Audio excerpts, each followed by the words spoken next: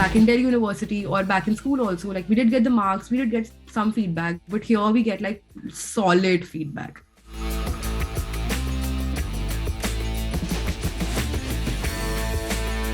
Hi Sanya, and welcome to the Yocket Connect series. It's always a pleasure talking to the students who have gone abroad, especially in the UK, because in UK people don't just go for a particular course, and I've always seen people going to the UK try out various other courses apart from the niche ones. I'm sure even your course happens to be one of them, so would like to discuss more about it. But before that, if you could give us a quick background of yours. What have you done in your bachelor's and how did you end up coming to the UK? That background would help us set a tone for this conversation going forward. Okay. Hi, Shaunak. Thank you for having me here. I did my undergraduation from Delhi University, JMC. I did bachelor's in psychology, honors. And yeah, that's about it for my background. I am very passionate about mental health as the entire field, and I've always been drawn towards clinical psychology. But then I randomly came across this course, Global Mental Health, at King's College London. When I read the curriculum, I got really, really excited about how holistic this course is and how it is more of a course that hits kind of a systemic change. So I changed my career plans and just took this risk and came for this course in the UK. Did you also consider any other country besides UK for this course? No. Okay. And any particular reason behind only shortlisting 2 universities? I think because UK, like I said, UK is known for psychology and mental health is a big thing here, which I am realizing even more as I'm a part of this course and as I'm experiencing. It's not just about this course, but just like the education system here is so conducive to your mental health. And I've been to UK before also. So at somewhere in my head and in my heart, I wanted to live here. I wanted to be here. So, and my backup was that in case if I did not get into UK, I would have given entrance for Delhi University or Ambedkar and studied my master's there. There's one question I always ask to all the students who pursue any degree in psychology, which is how did you develop interest in this field? And, what do you think, going forward is the future for this industry as a whole, not just in the UK, but in India as well, given the fact that there's not much awareness of mental health in India as of now? This is a question that, deserves a lot of time and deliberation and a lot of dialogue. It'll be really hard for me to sum it up. And it's also very personal to me. I developed interest in psychology, I think, as early as I can remember, 7-8 years ago.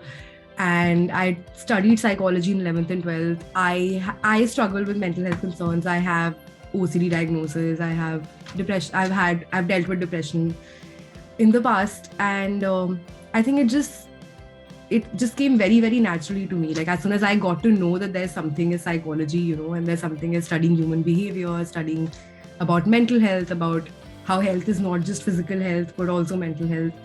I was just drawn towards it on a very, very intrinsic level. And the content kept making, I was completely engaged with the content.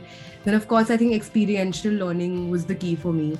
I wanted to help myself. I wanted to understand myself better. And in the process, I realized how systemic this is, how systemic mental health is. And I realized how we need to learn about global mental health. We need to come up with changes in education system, in parenting, in policy, so on and so forth, and not just in therapy, and in awareness, sensitization, acceptance. So I think it was a very, very intrinsic process. And as I got into the field, I learned so much that I wanted to make a career out of it. I also want to understand how exactly is King's College helping you provide with, let's say, some resources, any facilities over there, which is improving the experience of learning, at the university. So, coming from Delhi University, and I know this video will go on YouTube or whatever, but coming from Delhi University and then coming from CBSE board and then getting into UK, it's a big change personally. If you're from IB, I think it's slightly easier, but CBSE and then DU, I think you just suddenly realize that, oh my God, like there's so much you don't know and there's so much you need to know. And it's not about what's better or what's not, but it's just that the education system and the way of learning is very different.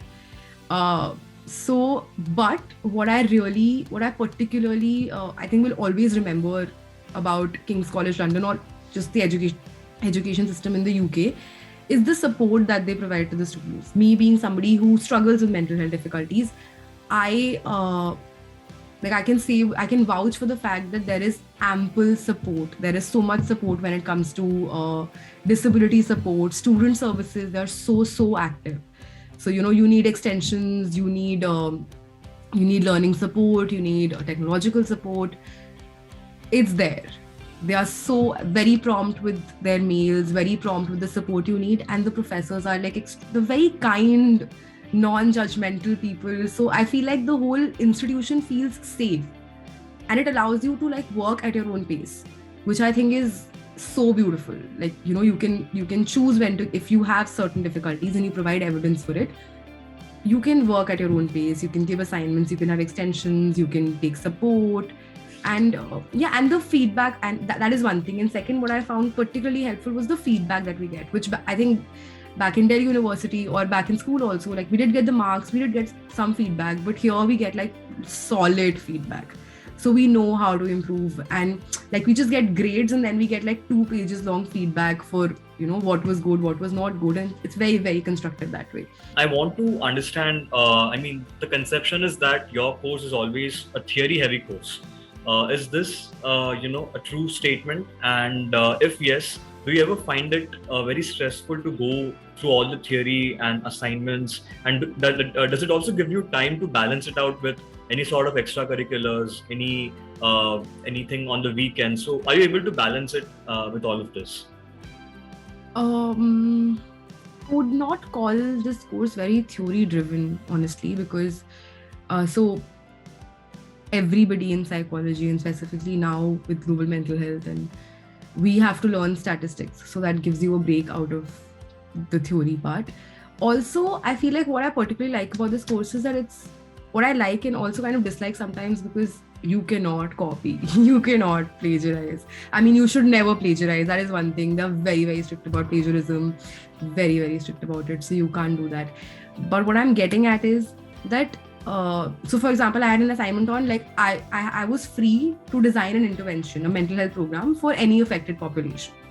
Now I feel like it's not so much, there is theory to it of course, but you get a lot of freedom, or to present your authenticity, your creativity.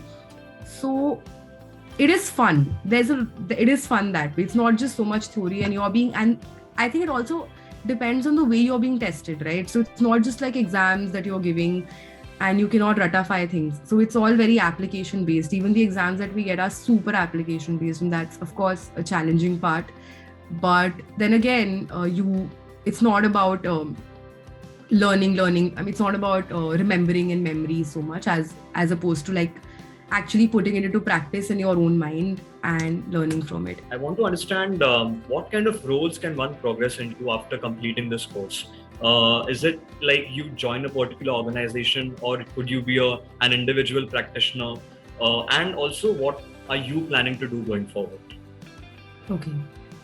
So as opposed to like doing counseling psychology, clinical psychology, which will pave way for you to become a practitioner, or like a psychologist or a clinical psychologist. With this course, you can work with policymakers, you can work with United Nations, you can work with international organizations, you can work in the health sector, you can work with the government, you can work with NGOs, you can work with consultancy teams, and you're automatically an advocate for mental health. So you are a mental health professional, you have sufficient knowledge about mental health, and you are being trained to design interventions, to implement interventions, to inform policy. So you can work in the global health era, in the global health field, in different roles. And if you want, you can start your own consultancy. You can work with the education department. You can work with particular targeted populations. You can specialize. You can work with sex ed. so on and so forth. Like it's a very, very there are a lot of options that you have after this course. Wonderful to know that this opens doors to a lot of opportunities out there. On that note, I would like to conclude this conversation. But before that, as I had mentioned, I would want one advice from your end.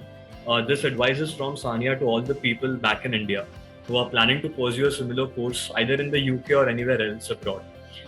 So, what would that one advice be from you to all of them? It could either be something they should keep in mind to be ready about, or it should be something like a mistake that you committed that you would not want others to repeat. You can take this question the way you want to, but what would that one thing be?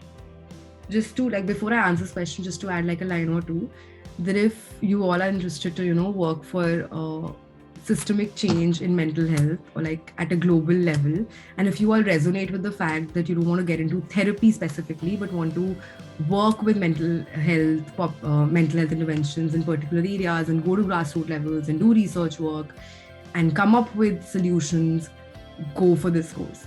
This course is in King's College London, Edinburgh, and a lot of good universities as well.